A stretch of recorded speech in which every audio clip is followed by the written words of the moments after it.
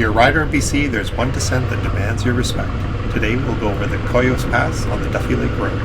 Over the next few minutes we'll climb to the pass and then drop over 1,000 meters into the Pemberton Valley, hitting grades of up to 15%. This is the steepest paved descent in the province. Lean in and let's go.